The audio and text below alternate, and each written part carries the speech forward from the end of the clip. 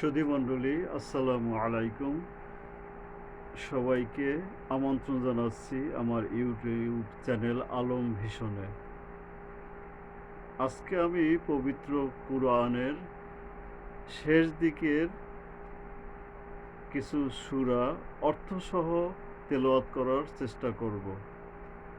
আমার উদ্দেশ্য হলো দৈনন্দিন জীবনে আমরা যে সমস্ত ছোট ছোট সূরা দিয়ে নামাজ আদায় করি, সে সমস্ত সূরাগুলো যাতে সুন্দরভাবে উচ্চারণ করতে পারি, সেই প্রচেষ্টা। তো কথা না বাড়িয়ে শুরু করছি, আমার সাথেই থাকুন। আজ 18 জুলাই 2024 খ্রিস্টাব্দ, রোজ শুক্রবার।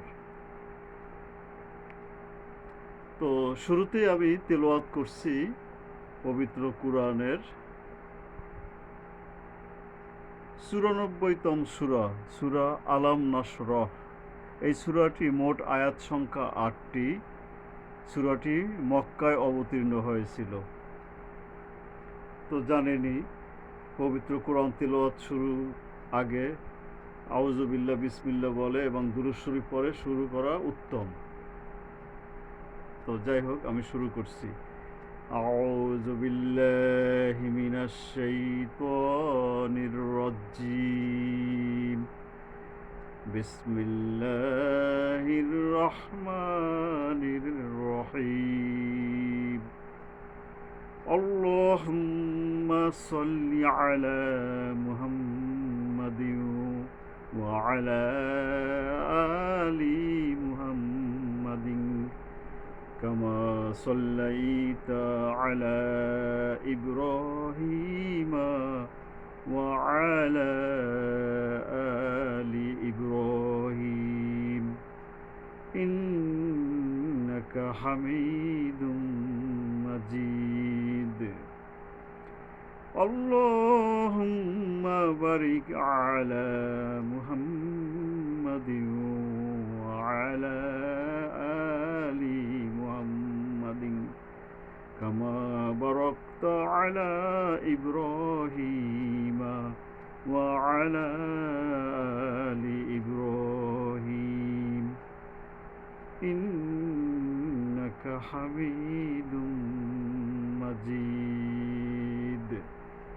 এটি হলো পবিত্র কুরআনের সর্বশ্রেষ্ঠ দরুদ। কোরআনের নয়, এটা হলো সর্বশ্রেষ্ঠ দরুদ। নবী সাল্লাল্লাহু আলাইহি ওয়াসাল্লামের উপর আমরা তেলাওয়াত করে থাকি তার উদ্দেশ্যে, এবং প্রত্যেকবার আমরা নামাজ আদায়ের সময় এই দরুদ শরীফ আদায় করে থাকি। তো যাই হোক, এবার আমি সূরা আলাম নাশরাহ তেলাওয়াত করছি। আলাম নাশরাহ লাকা সাদরাক ওয়া ওয়াদা'না আনকা ওয়জরাক আল্লাযী আনকাদা যুহরাক ওয়া রাফা'না লাকা যিকরাক ফাইন্না মা'আল উসরি ইউসরা ইন্না মা'আল উসরি ইউসরা ফাইজা ফারাগতা ফানসব ওয়া ইলা রাব্বিকা ফারগব। এবার আমি এর বাংলা অর্থ প্রকাশ করার চেষ্টা করছি। প্রথম যে আয়াতটি, আলাম নাশরাহ লাকা সদরক। সদরক মানে হলো বুক, বুক।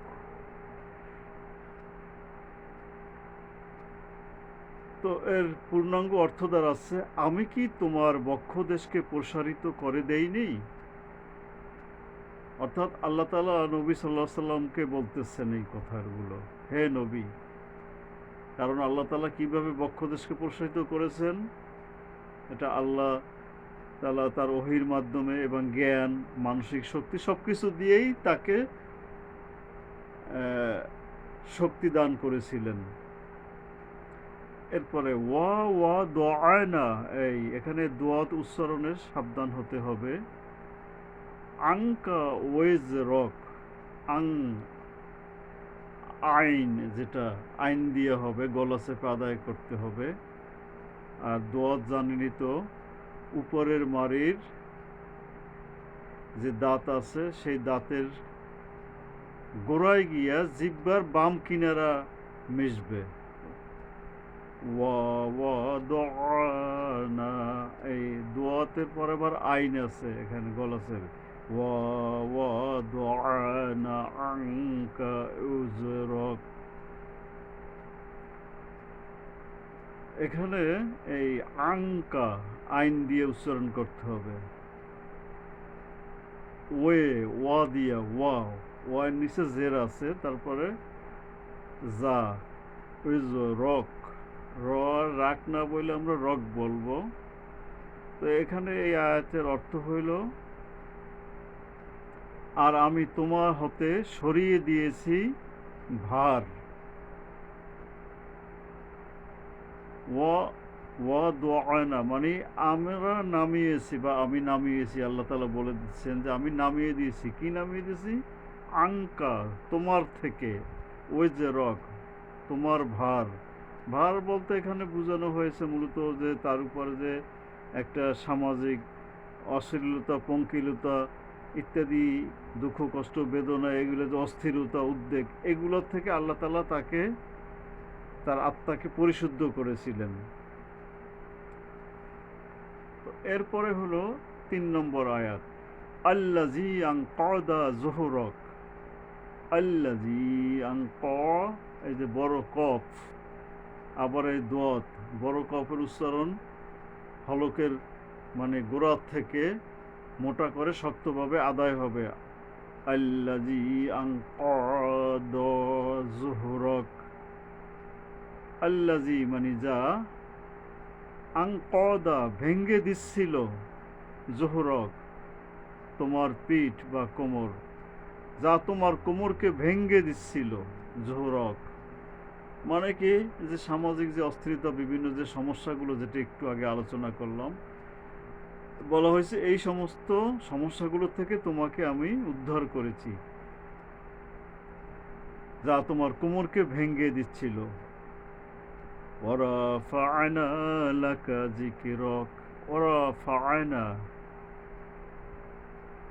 আমি সুউচ্চ করেছি, লাকা মানে তোমার জন্য, যিকরাক তোমার খ্যাতি বা স্মরণকে। তো এখানে আমরা একসাথে যদি মিলাই বলি, এবং আমি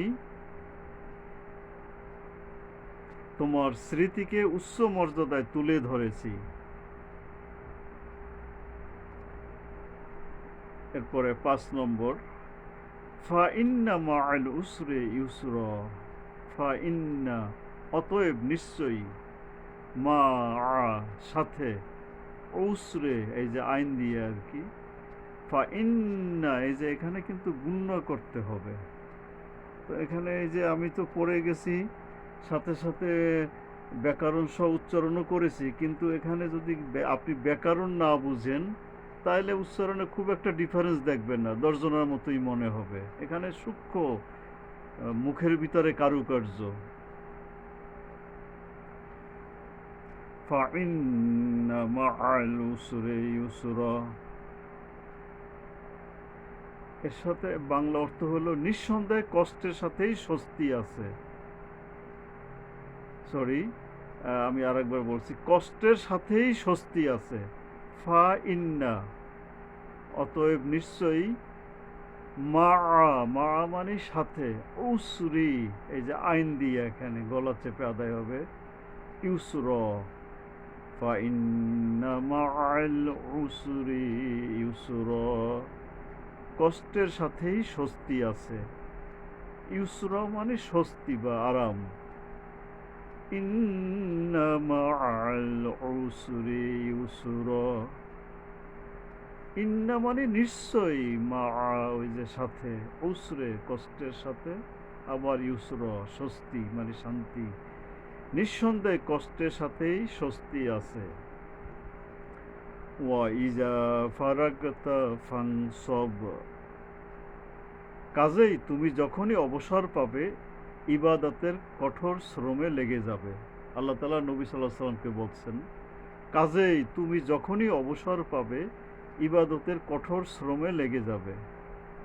ফা ইজা, অতএব যখন ইজা, এই যে জাল, জিহ্বার আগাটা উপরের দুই দাঁতের আগায় গিয়ে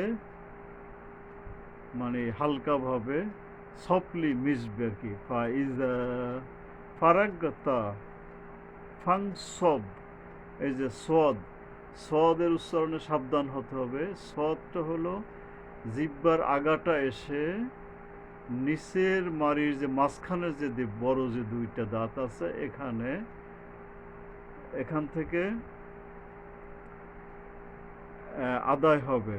তবে কি এটা শক্তভাবে ফাং ফাং সব, কিছুটা যে শোষ শব্দ আসতেছে এবং অক্ষরটা এই যে সদ আর সিন একটু ডিফারেন্স, একই জায়গা থেকে উচ্চারিত হয় কিন্তু সিনকে আমরা পাতলাভাবে বলবো সিন, সিন, আর সদ হলো মোটাভাবে সদ। ফাং সব, সব মানে কিছুটা বাতাস বের হয়ে যাচ্ছে, জিহ্বাটা মাথা এসে নিচের দাঁতের মাঝখানের যে দুইটা দাঁত আছে বড়, এখানে এসে মিশবে।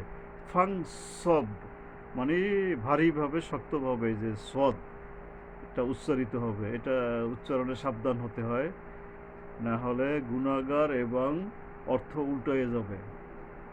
তো যাই হোক, ফাং সব, তুমি যখন ইবাদত করো, আর ফারগব মানে তুমি অবসর হও, ফা ইজা মানে অতএব যখনই, এখানে আরবি টার্ম তো আমাদের বাংলার সাথে মিলাইতে গেলে আমরা আমাদের বাংলার মতো মিলাইয়ে সাজাবো, আরবি আরবির মতো বর্ণনা করে গেছে।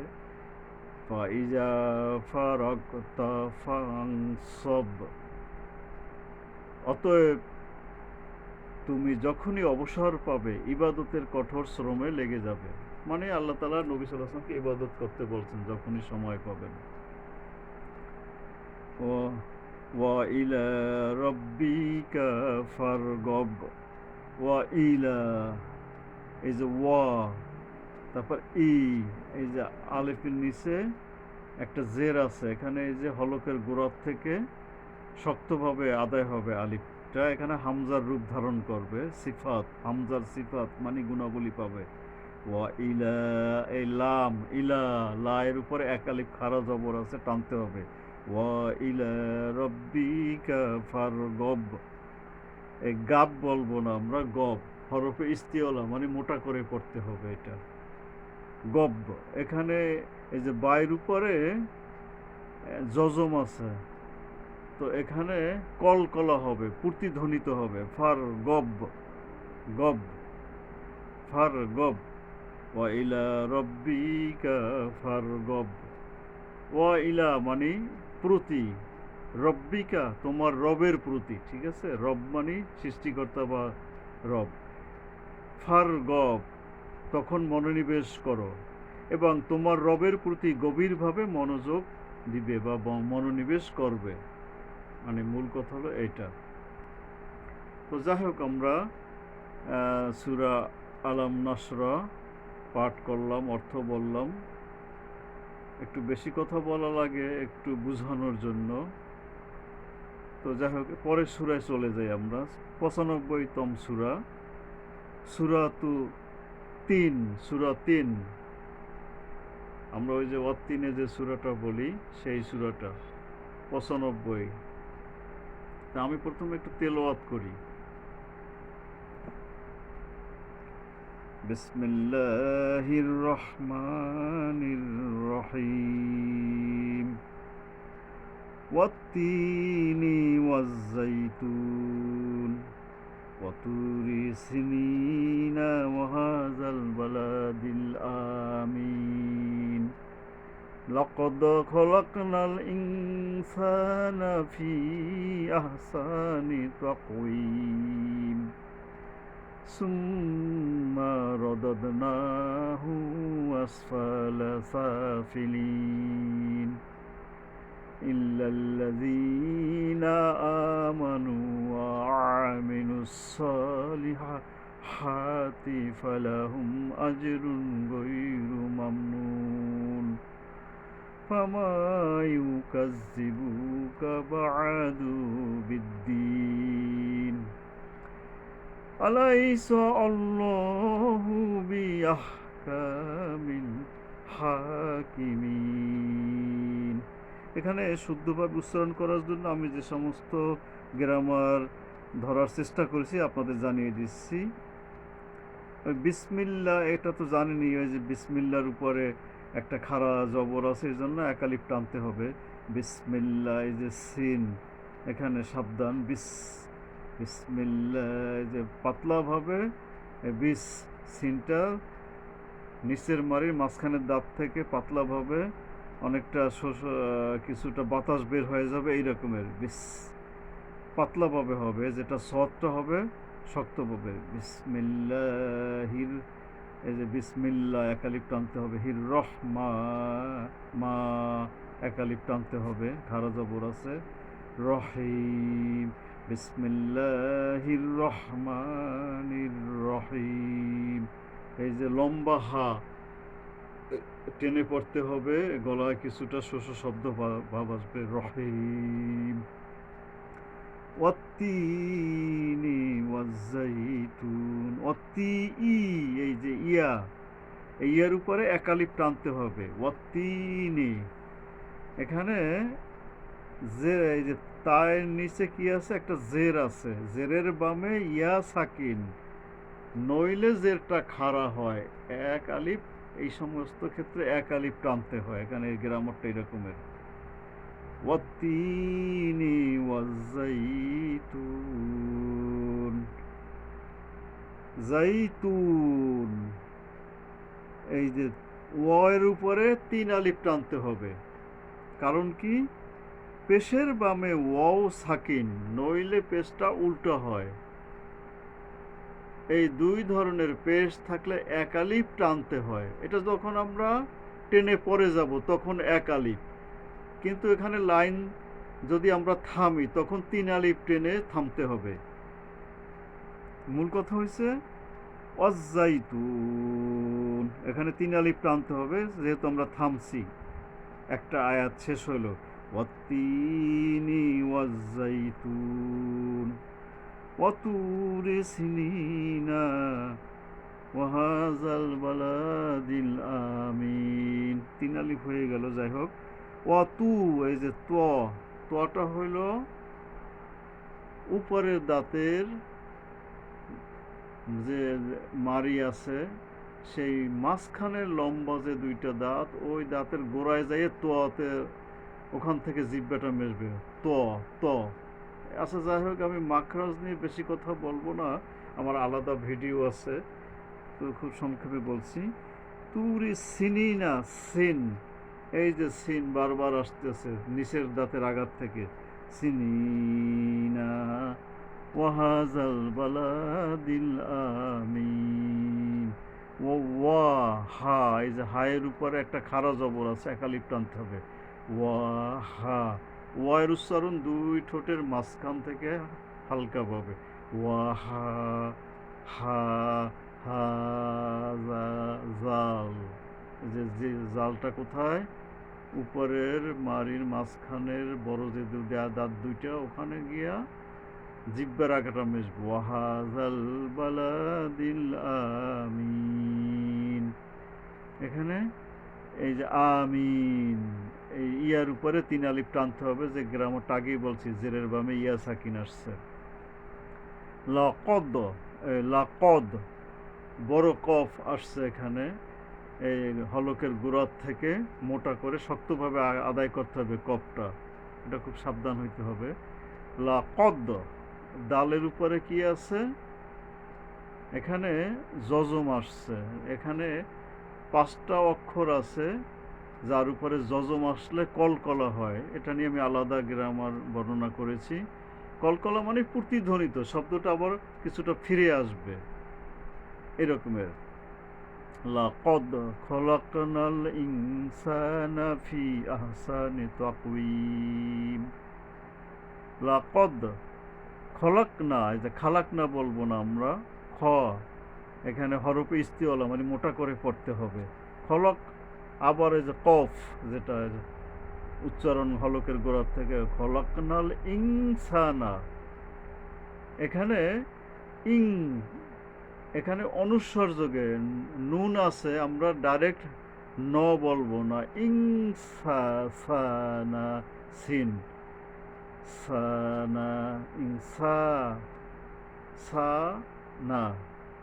তো যাই হোক, ইনসানা, ওই যে যেটা আমরা বলেছিলাম যে 15টা অক্ষর আছে যেটা উচ্চারণ করার সময় ডাইরেক্ট ন উচ্চারণ না করে আমরা অনুস্বর যোগে করব, যেটাকে ইকফা বলা হয়েছে আর কি, মানে গোপন করা। ইনসা, এই সায়ের পরে এক আলিফ আছে, জবরের বামে খালি আলিফ থাকলে এক আলিফ টানতে হয় এখানে জবরের বামে। ইনসানা ফি আহসানি তাকওয়িম, এই ফির উপরে 3 আলিফ টানতে হবে, কারণ কি ফায়ের নিচে জের আছে, জেরের বামে আবার ইয়া, উপরে জজম আছে, জেরের বামে ইয়া সাকিন থাকলে এখানে ওই যে 3 আলিফ টান আসছে আর কি। ফি আহ, আহ, এই যে আলিফের উপরে আলিফও এখানে হামজার রূপ ধারণ করবে হলকের গোড়ার থেকে শক্তভাবে।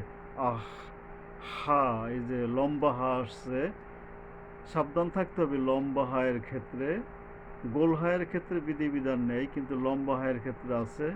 এটা একটু লম্বা করে শক্তভাবে, সরি, শস্য শব্দ আসবে কিছুটা আর কি, একটু সময় বেশি লাগবে।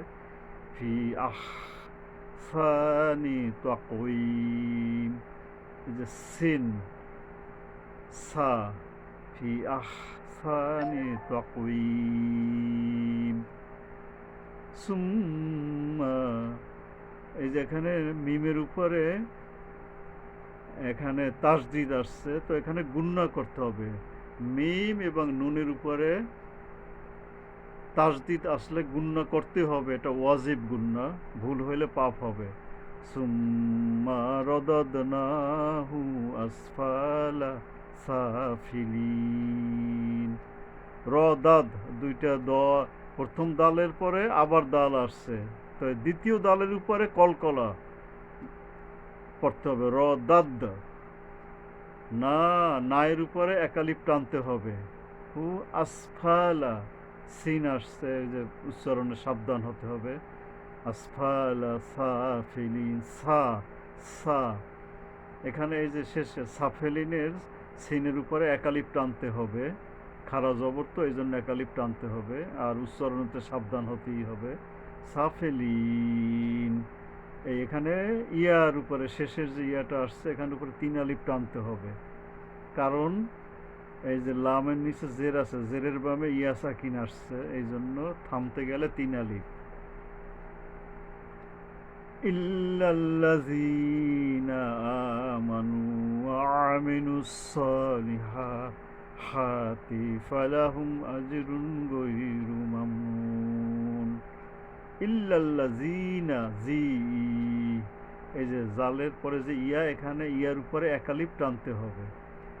আমানু, আমানু, ডাইরেক্ট আমানু বললে যাওয়া যাবে না, আমানু, কারণ এখানে আলিফের উপরে খাড়া জবর আসছে, তো খাড়া জবরে একালিফ টানতে হবে। আমানু, খুব বেশি টান না, কিন্তু টানতে হবে। আমানু, এই যে আইন আসছে, ওয়া আমিলু, ওয়া আইন হলো গলা চেপে, ওয়া আমিলু স, এই যে সৎ উচ্চারণটা আগেই আমরা বলেছি, জিহ্বাটা আইসা নিচের দাঁতের মারি যে মাঝখানে যে 2টা দাঁত, এখানে শক্তভাবে সৎ, এবং কিছুটা বাতাস বের হয়ে যাবে এইরকমের। সলি, স, একালিপ টান এবং উচ্চারণে সাবধান, সোয়াত, সলি, হা, হা, এই যে খাড়া জবর, আবার হায়ের উপরে আবার খাড়া জবর আছে, একালিপ টানতে হবে এবং হা উচ্চারণে সাবধান হতে হবে। সলিহাতি ফালাহুম আজরুন, আজ, এই জিমের উপরে কলকলার মানে প্রতিধ্বনিত হবে, আজরুন গৈরু মামনুন। মামনুন, এই যে আবার 3 আলিফ টেনে থামতে হবে, যে গ্রামার আগেই বলেছি। ফামা, ফামা 1 আলিফ টানতে হবে। ইউকাজ্জিবুকা বা'দু, এই যে আইন উচ্চারণের সাবধান।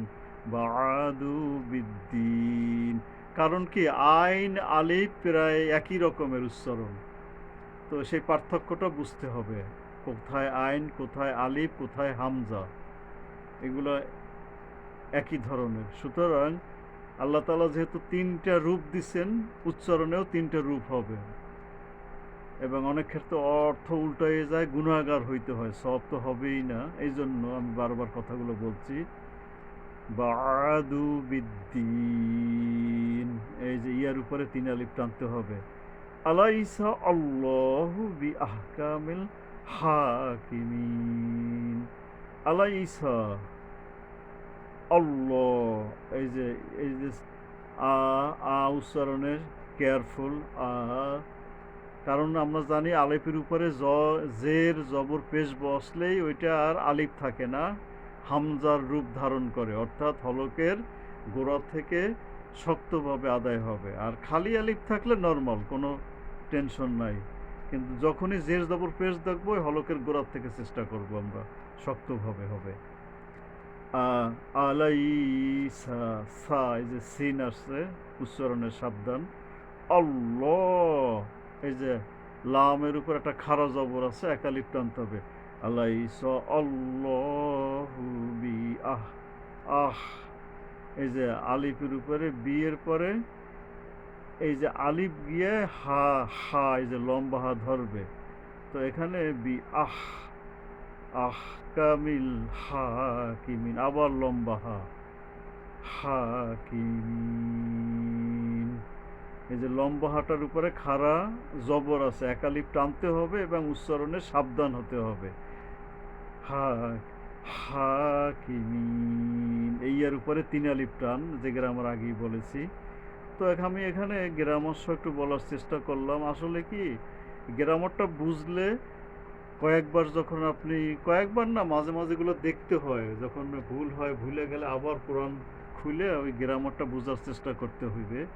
আর আমার একটা বড় সুবিধা হইল, আমি যে প্রশিক্ষণ পেয়েছিলাম ওই হুজুরের মাধ্যমেই অর্ডার দিয়ে কোরআন শরীফ আনা হয়েছে, যে কোরআন বাইরে বিক্রি হয় না, শুধু প্রশিক্ষণ যারা পায় তারাই, তাদের জন্যই টাকার বিনিময়ে এটা বিক্রি করা হয়, বাইরে বিক্রি করা হয় না এটা। এখানে গ্রামারের সাইন আছে, যে সাইনটা দেখলে আমি খুব অটোতে বুঝে ফেলি যেখানে এটা করতে হবে। তো যাই হোক, আপনাদের সেই সুযোগ নাই, কারণ নর্মাল যে কোরআন তেলাওয়াত আছে বাংলায় এবং আরবি সহ বিভিন্ন, সেগুলো এত এরকমের সাইন অত বেশি নাই, কম আছে কিছু কিছু। তো আমি একটু এগুলোর বাংলা অর্থটা আপনাদের একটু জানাই রাখি। ওয়াত্তিনে ওয়াজ্জাইতুন, ওই যে 3 এবং জাইতুনের নাম আমরা আগেও শুনেছি আর কি, এগুলো যে সিরিয়া, ফিলিস্তিন ওইসব এলাকায় এগুলা ওই যে জাইতুন ফল এগুলো জন্মায় আর কি।